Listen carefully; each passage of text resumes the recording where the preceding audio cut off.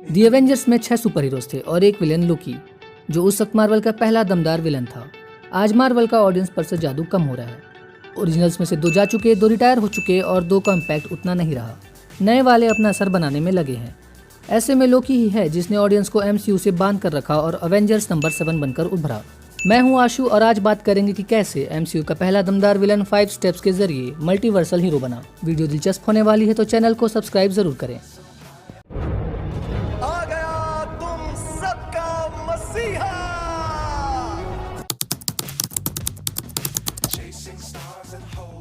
From a villain to a comic character. Thor और the Avengers में Loki एक पक्का विलेन स्टैब्लिश हो चुका था, लेकिन उसकी पास्ट स्टोरी की वजह से वो सिंपैथी गेन करने में भी सक्सेसफुल रहा। मैं कर सकता था पिताजी, आपके लिए, हम सब के लिए। इसीलिए थॉर द डार्क वर्ल्ड में उसके सॉफ्ट साइड पर फोकस किया गया, जो अपनी माँ के लिए किसी से भी लड़ने को तैयार है। कहानी ऐसी बुनी गई कि थॉर और लोकी को साथ आना पड़ा। पहली बार ऐसा देख रहे हैं, इतना चोरी छिपे भाई। इसी में दोनों की जुगलबंदी देखने को मिली, जिसने लोकी को थोड़ा फनी बना दिया। थॉर द डार्क वर्ल्ड में लोकी का कॉमिक रिलीफ मेरे लिए सबसे ज्यादा एंटरटेनिंग फैक्टर था। हम लोकी हैं, नाम तो सुना ही। अगर इन्हें धोखा दिया तो जान ले लूंगी। अगर आपने इन्हें धोखा देने का सोचा भी तो हमारी जान ले लोगे। Heroic sacrifice to gain sympathy. अब लोकी ने ऑडियंस को हंसा दिया था, तो अगला सबसे इफेक्टिव स्टेप था उनके दिल में उतरना, और इसके लिए सबसे बढ़िया तरीका खुद को सैक्रिफाइस कर देना, वो भी उस समय जब कोई रास्ता न बचा हो और हीरो भी बेबस हो चुका हो। ऐसा हीरोइक सैक्रिफाइस जिसकी वजह से पूरा का पूरा गेम पलट जाए और हारता हुआ हीरो जीत जाए। अब सोने पे सुहागा ये था कि लोकी ने मरने का नाटक किया था, लेकिन ये पता लगने तक वो हमारी सिंपैथी पाकर हीरो बन चुका था। तो फिर इतना जोर से काय को चिल्ला रहा है? स्टाइल है। A big help. इसके बाद अगली मुलाकात हुई रैग्नारॉक में। अब हमें इसकी शरारतों की आदत लग चुकी थी, यानी कि थॉर की मूवी में लोकी ना हो तो कैसे चलेगा। इसीलिए थॉर लव एंड थंडर में कुछ अधूरा सा भी लगा। रैग्नारॉक में अपनी शरारतों के बावजूद लोकी थॉर की सबसे बड़ी मुसीबत का हल लेकर आता है, एसगार्ड वासियों को ले जाने। याद आई? तुम्हें आते देखा था। देखा ही होगा। भाई को ट्रेलर में ही हीरोज के साथ खड़ा दिखाया गया था, यानी एक हीरो जैसा ही। Surprise! This will be such fun. Ultimate sacrifice. Loki को थॉर माफ कर चुका था, उसके अपने लोगों ने भी एक्सेप्ट कर लिया था, वो काफी हद तक व्हाइट वॉश हो चुका था।